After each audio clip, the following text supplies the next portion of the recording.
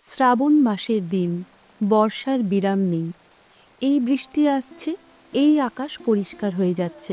ক্ষেতে আউশ ধানের গোছা কালো হয়ে উঠেছে, ধানের শীষ দেখা দিয়েছে অধিকাংশ ক্ষেতে। পুঁটি সকালে উঠে একবার চারিদিকে চেয়ে দেখলে, চারিদিক মেঘে মেঘাচ্ছন্ন। আজ তার মনে একটা অদ্ভুত ধরনের অনুভূতি। সেটাকে আনন্দও বলা যেতে পারে, ছদ্মবেশী বিষাদও বলা যায়। কি যে সেটা ঠিক করে না যায় বোঝা, না যায় বোঝানো। আজ তার বিয়ের গায়ে হলুদের দিন। এমন একটা দিন তার 12 বৎসরের ক্ষুদ্র জীবনে এইবার প্রথম এলো। সকালে উঠতেই জেঠিমা বলেছে, অপুটি, জলে ভিজে ভিজে কোথাও যেন যাসনি। আর 3টে দিন কোনো রকমে ভালোই ভালোই কেটে গেলে যে বাঁচি। আজ কি বার? মঙ্গলবার। শনিবার বুঝি বিয়ের দিন। পুটির মনে সত্যিই কেমন হয়, আনন্দের একটা ঢেউ যেন গলা পর্যন্ত উঠে আটকে গেল। বিয়ে বেশি দূরে কোথাও নয়, এই গ্রামেই, এমনকি এই পাড়াতেই। একঘর ব্রাহ্মণ আজ বছরখানেক হলো অন্য জায়গা থেকে উঠে এসেছেন এখানে। 2খানা বড় বড় মেটে ঘর বেঁধেছেন, 1খানা রান্নাঘর। এতদিন ধরে সে সঙ্গিনীদের সঙ্গে সেই বাড়িতে কুল পাড়তে গিয়েছে, সত্যনারায়ণের সিন্নি আনতে গিয়েছে। যখন পাড়ার প্রান্তের ঘন জঙ্গল কেটে সে ভদ্রলোক বাড়ি তৈরি করেন, ঘাটে যাবার পথের একেবারে ডান ধারে, তখন সে কতবার ভেবেছে, এই ঘন বনের মধ্যে বাড়ি করে বাস করবার কার না জানি মাথা ব্যথা পড়ল। কে জানত সেই বাড়িটাই আজ 1 বছর এখনও পেরোয়নি তার শ্বশুর বাড়ি হবে। ওই ভদ্রলোকের একটিমাত্র ছেলে, নাম সুবোধ। তারই সঙ্গে ওর বিয়ের সম্বন্ধ হয়েছে। সুবোধকে এই সম্বন্ধের আগে তাদের বাড়িতে কয়েকবার যাতায়াত করতে দেখেছে। বেশ ফর্সা, লম্বা মতো মুখ, এবার ম্যাট্রিক দিয়েছে। এখনও পরীক্ষার ফল বার হয়নি। আগে আগে সত্যি কথা বলতে গেলে সুবোধের মুখ পুঁটি তত পছন্দ করত না। তার দাদার সঙ্গে যতবার এসেছে তাদের বাড়িতে, পুঁটি ভাবত, দেখো না ঘোড়ার মতো মুখখানা। কিন্তু আজকাল আর সুবোধের মুখ ঘোড়ার মতো মনে তো হয়ই না, মনে হয় বেশ চমৎকার মুখ। গ্রামের ছেলেদের মধ্যে অমন চোখ, অমন রং, অমন মুখের গড়ন কার আছে? পুঁটির বাবা গোলার দোরে দাঁড়িয়ে ধান পাড়বার ব্যবস্থা করছে। তার বাবা বেশ চাষিবাসী গেরস্ত। পুঁটিদের বাড়িতে 4টে বড় বড় ধানের আউড়ি আছে, গোলা আছে একটা। তাদেরও ধান আছে গোলা ভর্তি, সব কটা আউড়ি ভর্তি। কলকাতায় চাকুরি করেন এ পাড়ার হরি কাকা। তিনি মাঝে মাঝে গাঁয়ে এসে পুঁটির বাবাকে বলেন, আর কি রায়মশাই, এ বাজারে তো আপনিই রাজা। গোলা ভর্তি ধান রেখেছেন ঘরে, আপনার মহড়া নেয় কে? কলকাতায় কিউতে দাঁড়িয়ে 1 সের চাল নিতে হচ্ছে, আর আপনি? পুঁটি জিজ্ঞেস করেছিল, কিসে দাঁড়িয়ে চাল নিতে হয় বাবা? বলছিল হরি কাকা। কে জানে কিসে দাঁড়িয়ে? তুমি জানো না বুঝি ও কথাটার মানে? না বাবা? না জেনেও তো পায়ের ওপর পা দিয়ে এ বাজারে চালিয়ে দিলাম মা। কলকাতার মুখ না দেখেও তো বেশ চলে যাচ্ছে। কলকাতায় নাকি মানুষের 1 সের চালের জন্যে 4 ঘন্টা কোথায় নাকি দাঁড়িয়ে থাকতে হয়। কিন্তু যে বাড়িতে তার বিয়ে হচ্ছে তাদের অবস্থা এত ভালো নয়। সুবোধ যদি পাশ করে তবে হরিকাকা ভরসা দিয়েছেন কলকাতায় নিয়ে গিয়ে তাকে ওর অফিসে চাকরি করে দেবেন। তাহলে তাকেও কি কলকাতায় গিয়ে বাসায় থাকতে হবে, আর সেই কিসে দাঁড়িয়ে রোজ 1 সের চাল নিয়ে এসে রাঁধতে হবে? সে বড় কষ্ট। তবে মানে সুবোধ যদি সঙ্গে থাকে, সে বোধহয় সব রকম কষ্ট করতেই প্রস্তুত আছে। তাদের ধানের গোলা থেকে ধান পাড়া হচ্ছে। খাবড়াপোতা থেকে সীতানাথ কলু আড়তদার এসেছে, ধান কিনে নিয়ে যাবে। বিয়ের খরচপত্র ধান বেচে করতে হবে কিনা। ওর জেঠিমা বললেন, ও পুঁটি, আজ কোথাও বেরিও না মা, নাপিত ও বাড়ি থেকে হলুদ নিয়ে আসবে, সেই হলুদ গায়ে দিয়ে তোমায় নাইতে হবে। এমন সময় সাধন জেলে এসে ভিজতে ভিজতে উঠোনে দাঁড়ালো। অসাধন, বাবা তোমায় ডেকেছি যে একবার, আমার যে কিছু মাছের দরকার এই শনিবারে। কি জানি কেন পুটির বুকটা দুলে উঠল। এই শনিবার, এই শনিবারে তাহলে সত্যিই তার। আগে মাছের যে বড্ড গোলমাল যাচ্ছে, গাঙে কি মাছ আছে? ডুমর বাঁওড়ের মাছ সব যাচ্ছে কলকাতায়, 82 টাকা দর। এমন দর বাপের জন্মে কোনো কালে শুনিনি রায়মশাই।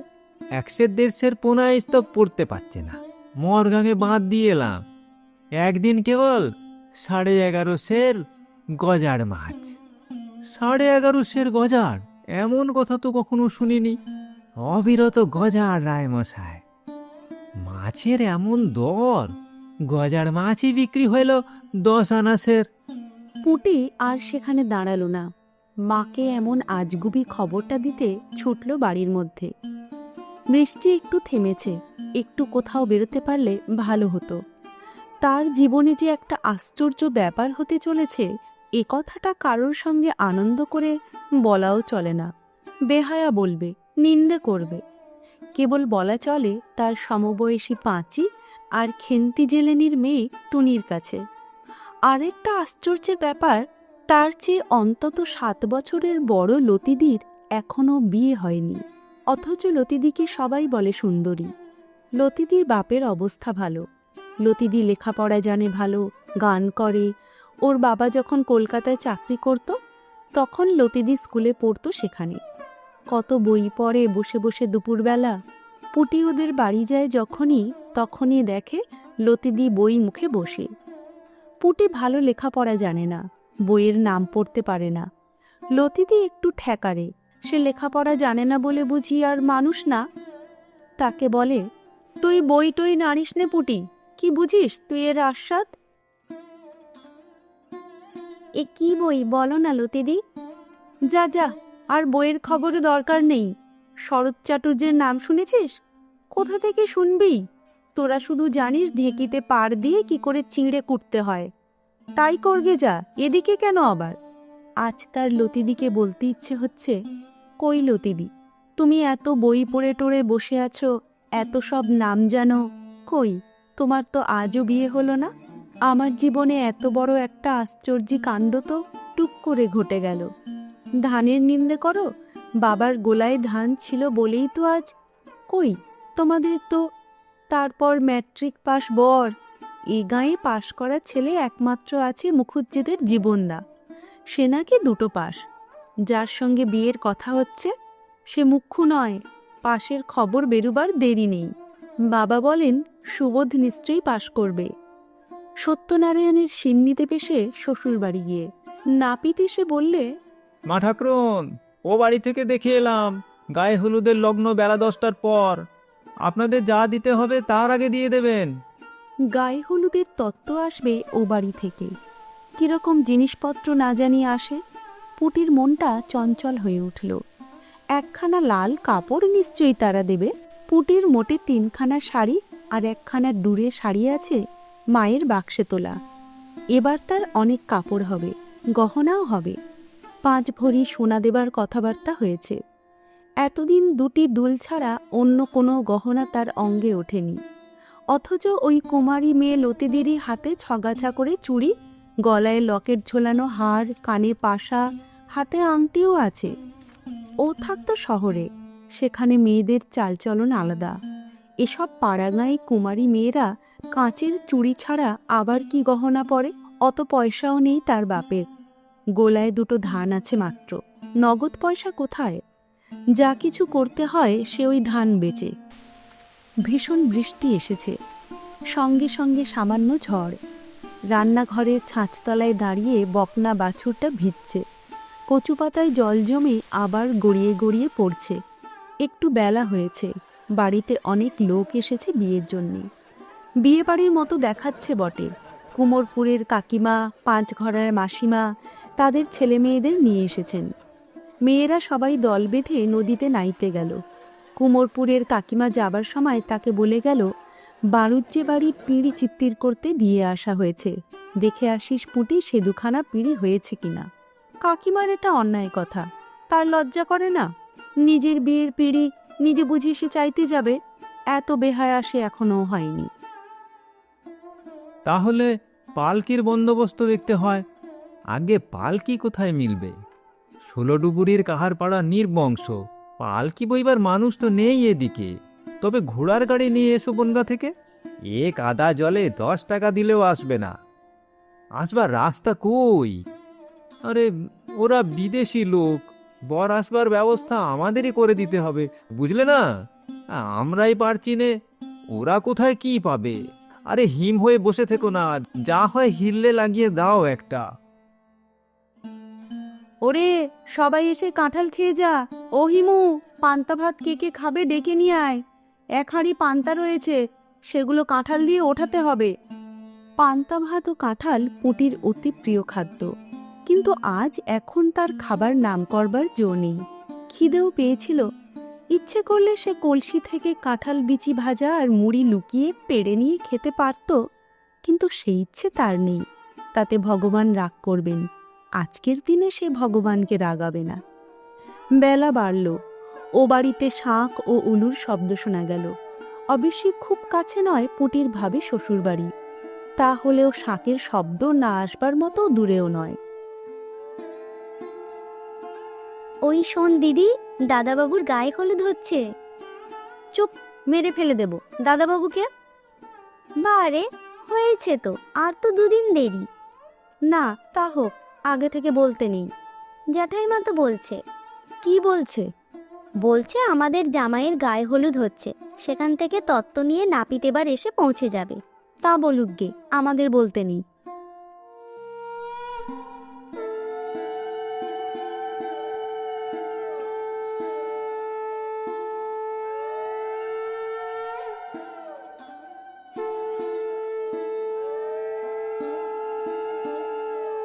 গায়ে হলুদের তত্ত্ব এলো। লাল পাড় শাড়ি, তেল হলুদ, একটা বড় মাছ, 1 হাঁড়ি দই। তাকে কাছে বসিয়ে কত যত্ন করে মাছ দিয়ে দই দিয়ে মা জ্যাঠাইমা কত আদর করে খাওয়ালেন, কত মিষ্টি কথা বললেন। সোনার পিঁড়িতে সিঁদুর দেওয়া হলো, প্রদীপ দেখানো হলো, যাতে শূন্য ধানের গোলা সামনের ভাদ্র মাসে আউশ ধানে অন্তত অর্ধেকটা পুড়ে যায়। গায়ে হলুদের তত্ত্বে আরও অনেক জিনিস এসেছিল। একটা শাড়ি, একটা ব্লাউজ, সায়া একটা, আলতা, সাবান, আয়না আর গন্ধ তেল। এসব জিনিস তার নিজস্ব, কারোর ভাগ নেই এতে। সে ইচ্ছে করে যদি কাউকে দেয় তবেই সে পাবে, নইলে নিজের বাক্সে রেখে দিতে পারে, কারোর কিচ্ছু বলবার নেই। পুটির মন ছটফট করছিল। ও পাড়ার লতিদি, হিমি, অন্য রাধি, এরা কেউ আসেনি। এদের গিয়ে একবার দেখা দেওয়া দরকার, যাতে তারা বুঝতে পারে যে তার গায়ে হলুদের মতো আশ্চর্য ব্যাপারটা আজ সত্যিই ঘটে গিয়েছে। আচ্ছা, যখন ইংরেজি বাজনা বাজিয়ে বর আসবে তাদের বাড়ির দোরে তেঁতুলতলার ওই পথটা দিয়ে, বোধনতলার কাছে পালকি নামিয়ে প্রণাম করে বাজি পুড়বে, লোকজনের হৈ হৈ হবে, ওহ, সে সময়ের কথা ভাবাও যায় না। দেখে যেন পাড়ার সব মেয়েরা এসে। সে বেড়াতে বেড়াতে গেল মুখুজ্জে বাড়ি। মুখুজ্জি গিন্নি ওকে দেখে বললেন, কি রে পুটি, আয় মা আয়। গায়ে হলুদ হয়ে গেল? আহা, এখন ভালোই ভালোই 2 হাত এক হয়ে গেলে। বসো মা, বসো। একটু পরে লতিকাও এসে হাজির হলো। পুটিকে দেখে বললে, ও পুটি, তোর আজ গায়ে হলুদ ছিল না?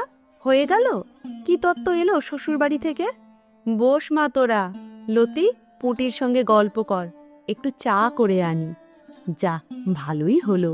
আজকাল মেয়ের বিয়ে দেওয়া যে কি কষ্ট, যে দেয় সেই জানে। ও কে, পুটি নাকি? গায়ে হলুদ হয়ে গেল? তা কই, আমাদের একবার বলতেও তো হয়। এই তো বাড়ির পেছনে বাড়ি। গেলেন না কেন বৌদি? আমরা তো বারণ করিনি যেতে। শাঁখ যখন বাজলো তখনও যদি যেতেন। কি বললি? যত বড় মুখ নয় তত বড় কথা। আমরা কখনো গায়ে হলুদ দেখিনি? শাঁখে ফুঁ পড়লে অমনি কুকুরের মতো ছুটে যাব তোমাদের বাড়ি পাতা পাততে? অত অহংকার ভালো না রে পুটি। তোমার বাপের বড্ড ধানের গোলা হয়েছে না? অমন বিয়ে আমরা কখনো কি দেখেছি জীবনে? ছেলের না আছে চাল, না আছে চুলো, সংসারে মানুষ নেই বলে হাঁড়ি ঠেলতে নিয়ে যাচ্ছে। ছেলের বিদ্যে কত তা জানতে বাকি নেই, এবার তো ম্যাট্রিক ফেল করেছে। কে বললে ছোট বৌদি? সুবোধবাবুর পাশের খবর তো পাওয়া যায়নি। কেন পাওয়া যাবে না? চিঠি এসেছে ফেল করেছে বলে। ওরা সে চিঠি লুকিয়ে ফেলেছে, বিয়ের আগে ও খবর জানাজানি হতে দেবে না। উনি হাট থেকে চিঠি আনেন, পোস্ট কার্ডে চিঠি। উনি সন্ধ্যের পর সুবোধদের বাড়ি দিয়ে এলেন। আমাদের চোখে ধুলো দেওয়া? পুটির চোখের সামনে সব অন্ধকার হয়ে বিশ্ব সংসার লেপে মুছে গিয়েছে। মুখরা দর্পিত ছোট বইয়ের মুখের কাছে সে কি করে দাঁড়াবে? চেঁচামেচি শুনে মুখুজ্জে গিন্নি হাঁ হাঁ করে ছুটে এলেন। লতিকা ওর হাত ধরে নিয়ে গেল ঘরের মধ্যে। মুখুজ্জে গিন্নি ঘরের মধ্যে এসে চাপা গলায় বললেন, আহা, ছেলে মানুষ, ওর স্বাদ আহ্লাদের দিনটা অমন করে বিষ ছড়াতে আছে। ছি ছি, দেখ তোমা লতি কাণ্ডটা। কাঠের পুতুলের মতো আড়ষ্ট পুটির হাত ধরে ততক্ষণ লতিকা বলছে, চল পুটি, তোকে বাড়ি দিয়ে আসি। ছি, বৌদির কি কাণ্ড! ওসব কথা মনে করিসনি, মিথ্যে কথা। চল পুটি। লতিকার গলার সুরে ও কথার ভাবে কিন্তু পুটিরও মনে হলো লতিদিও এ খবরটা জানে। কি জানি, হয়তো গাঁয়ের সবাই জানে, সেই কেবল জানত না এতক্ষণ। পথে পা দিয়েই লজ্জায় অপমানে সে ছেলে মানুষের মতো কেঁদে ফেলে বললে, লতিদি, আমি কি বলেছিলাম ছোট বৌদিকে? খারাপ কথা কিছু?